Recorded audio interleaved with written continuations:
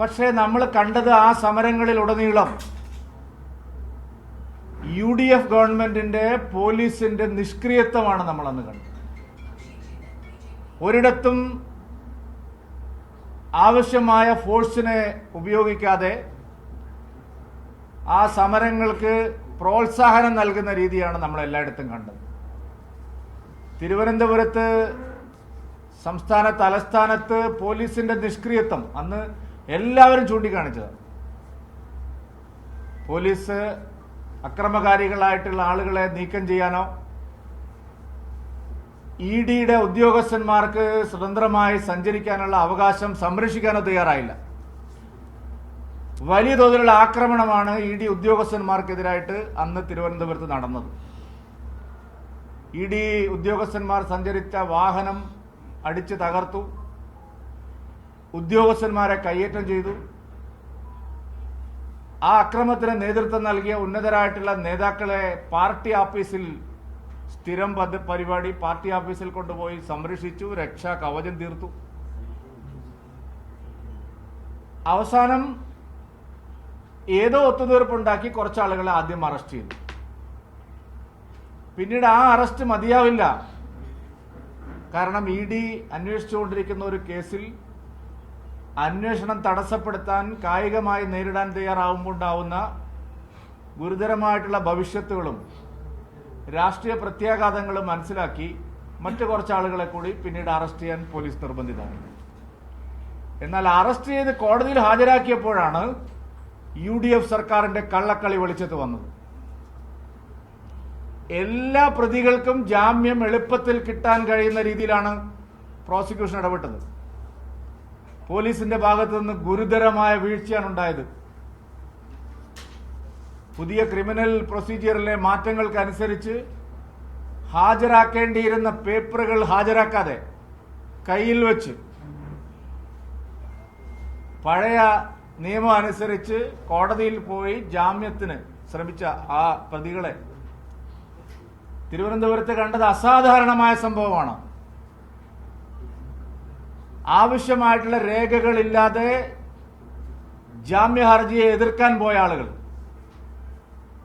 മാത്രമല്ല, എല്ലാ പ്രോസിക്യൂട്ടർമാരും CPM government വെച്ചവരാണ്. തിരുവനന്തപുരത്തെ കോടതികളിലെല്ലാം വളരെ ബോധപൂർവം അങ്ങനെയുള്ള പ്രോസിക്യൂട്ടർമാർ അവിടെ ഉണ്ട് എന്നറിഞ്ഞിട്ടും ആവശ്യമായിട്ടുള്ള രേഖകളില്ലാതെ സാമാന്യമായ ഒരു ജാമ്യാപേക്ഷയിൽ സ്വീകരിക്കേണ്ട കരുതൽ നടപടികളില്ലാതെ എന്തുകൊണ്ടാണ് തിരുവനന്തപുരത്തെ പോലീസ് കോടതിയെ സമീപിച്ചത്? ബഹുമാനപ്പെട്ട കോടതി ഈ അപാകം ചൂണ്ടിക്കാണിച്ചപ്പോൾ നിമിഷങ്ങൾക്കകം അവരുടെ കയ്യിലുണ്ടായിരുന്ന കോപ്പി അവിടെ കോടതിയിൽ പ്രൊഡ്യൂസ് ചെയ്തു. ഇതെന്താണ് കാണിക്കുന്നത്?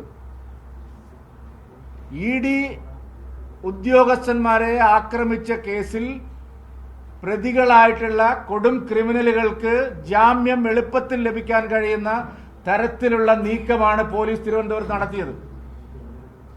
കേരളത്തിൽ വലിയ ചർച്ചയായിട്ടില്ല. അതായത് ജാമ്യ ഹർജിയിൽ എതിർക്കാൻ ആവശ്യമായിട്ടുള്ള പോലീസ് ഹാജരാക്കേണ്ട രേഖകൾ അവരുടെ കയ്യിലുണ്ടായിരുന്നു.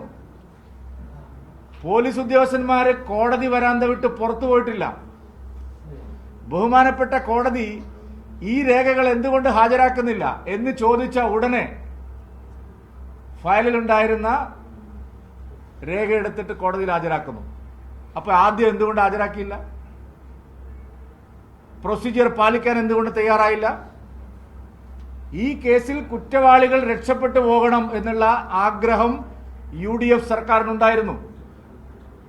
ഈ കേസ് നേരാവണ്ണം നടക്കണമെന്നുള്ള ആഗ്രഹം VD സതീശൻ സർക്കാരിനില്ല.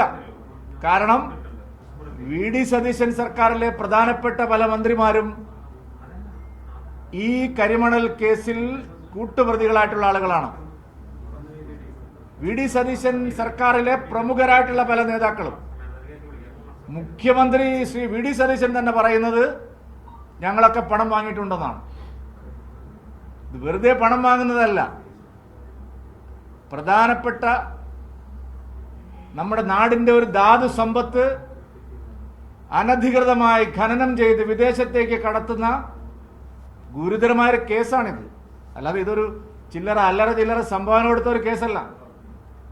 ആ കേസിൽ UDF സർക്കാരിന്റെ കാലത്തും ഈ പറയുന്ന ആൾക്ക് കമ്പനിക്ക് അനധികൃതമായിട്ടുള്ള സഹായങ്ങൾ കിട്ടിയിട്ടുണ്ട്. കോടാനുകോടി ഉറുപ്പികയാണ് UDF സർക്കാരിലെ 2 മന്ത്രിമാരെ കുറിച്ചും പ്രമുഖരായിട്ടുള്ള പല നേതാക്കന്മാരെ കുറിച്ചും ഈ ഇടപാടിൽ ലഭിച്ചതിനെ കുറിച്ചുള്ള വിവരങ്ങളുണ്ട്. അതുകൊണ്ട് പിണറായി വിജയനും മകൾക്കുമെതിരെ നടക്കുന്ന ഈ അന്വേഷണം ശരിയാവണ്ണം നടന്നാൽ അവസാനം അത് UDFിലേക്കും എത്തുമെന്ന് അറിയുന്നത് കൊണ്ടാണ് ഈ കേസിനെ പലതരത്തിൽ പരാജയപ്പെടുത്താൻ അവരും ശ്രമിക്കുന്നത്. ED അന്വേഷണ ഉദ്യോഗസ്ഥന്മാരെ ആക്രമിച്ച കേസിലെ പ്രതികളെ രക്ഷപ്പെടുത്താൻ പരസ്യമായ നീക്കമാണ് UDF സർക്കാരിന്റെ ഭാഗത്ത് ഉണ്ടായിരിക്കുന്നത് എന്നുള്ള കാര്യത്തിൽ തർക്കമില്ല. അതുകൊണ്ട് ഈ കേസ് കേരള പോലീസ് ഒഴിഞ്ഞ് അത് കേന്ദ്ര ഏജൻസികളെ കൊണ്ട് അന്വേഷിപ്പിക്കാൻ തയ്യാറാവണം. ഇങ്ങനെ ക്രമസമാധാനം തകരുന്ന ഒരു സംഭവം മാത്രമല്ല, നമ്മുടെ നാടിന്റെ ജനാധിപത്യ സംവിധാനത്തിന് തന്നെ വലിയ ഭീഷണിയാണ്. ഇതൊരു സാധാരണ ക്രിമിനൽ കുറ്റമല്ല. ഒരു കേസും തെളിയിക്കാൻ കേരളത്തിൽ അന്വേഷണ ഏജൻസികൾക്ക് സാധിക്കില്ല എന്നുള്ള നില വന്നാൽ അത് LDF സർക്കാരിന്റെ കാലത്ത് നാം കണ്ടതാണ്. ചന്ദ്രശേഖരൻ കൊലപാതക കേസിന്റെ കാലത്ത് അവർ പരീക്ഷിച്ച അതേ കാര്യം തന്നെയാണ്. പാർട്ടി ഓഫീസിൽ ആളുകളെ തമ്പടിപ്പിക്കുക, അവിടെ നിന്ന് അക്രമത്തിന് നേതൃത്വം നൽകുക, പോലീസിനെ തടയുക. അത് തന്നെയാണ് EDയുടെ കാര്യത്തിലും നടന്നത്. അതിന് ഒത്താശ ചെയ്തു കൊടുക്കുന്ന സമീപനമാണ് UDF എടുത്തത്. അതിന് രാഷ്ട്രീയ താല്പര്യമുണ്ട് VD സതീശനും UDF സർക്കാരിനും. അതുകൊണ്ട് ഈ പോലീസ് കേസ് അവരൊഴിഞ്ഞ് ഒരു കേന്ദ്ര ഏജൻസിയെ കൊണ്ട് ഇത് അന്വേഷിപ്പിക്കണമെന്ന് ഉള്ള ആവശ്യമാണ് ഞങ്ങൾ ഉന്നയിക്കുന്നത്.